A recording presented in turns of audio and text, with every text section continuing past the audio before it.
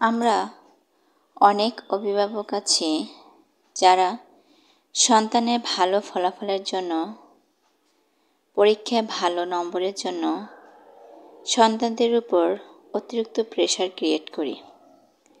আমরা বুঝতে চাই না ওদের মনের ইচ্ছা কী, ওরা কি চায়, ওরা কি বলতে চায়। আমরা শুধু চাই নম্বর, আমাদের অধিক নম্বর পেতে হবে, ওই ছেলের চেয়ে বেশি নম্বর পেতে হবে, এই বলে আমরা বাচ্চাদের অনেক প্রেশার ক্রিয়েট করি। এই সম্পর্কে সিঙ্গাপুরে একজন অধ্যক্ষ স্কুলের ছাত্রছাত্রীদের অভিভাবকদের কাছে একটি চমৎকার চিঠি পাঠিয়েছিল। সেই চিঠিতে তিনি বুঝিয়েছিলেন যে নম্বর কোনো ফ্যাক্টর নয়। সবাই ডাক্তার হবে না, সবাই ইঞ্জিনিয়ার হবে না, সবাই লেখক হবে না, সবাই শিল্পী হবে না। এক একজনের ভিতরে এক এক ক্ষমতা কাজ করে। তো আপনাদের চিঠিটা পড়িয়ে শোনাবো যে এর ভিতরে ওই অধ্যক্ষ কি বলেছে। আমার চিঠিটা খুবই ভালো লেগেছে, এর জন্য আমি আপনাদের পড়ে শোনালাম। তাহলে শুনুন।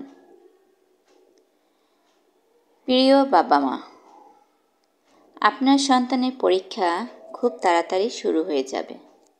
আমি জানি আপনারা সবাই খুবই চিন্তিত আপনার সন্তানের ভালো ফলাফল নিয়ে।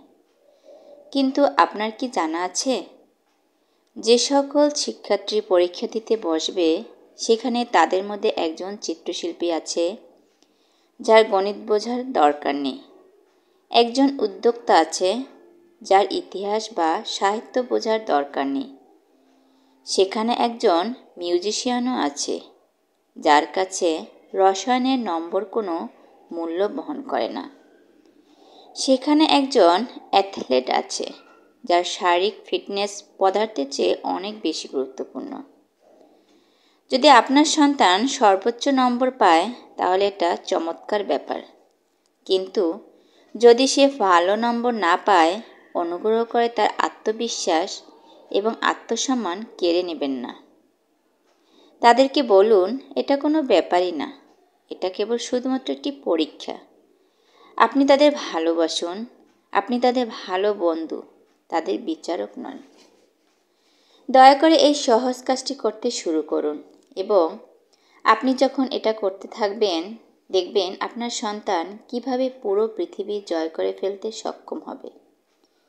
একটি পরীক্ষা বা কম নম্বর কখনোই তাদের স্বপ্ন এবং মেধাকে হারিয়ে ফেলে না, এবং এটা ভাবার কোনো কারণ নেই যে এই পৃথিবীতে কেবল ডাক্তার এবং ইঞ্জিনিয়াররাই একমাত্র সুখী মানুষ।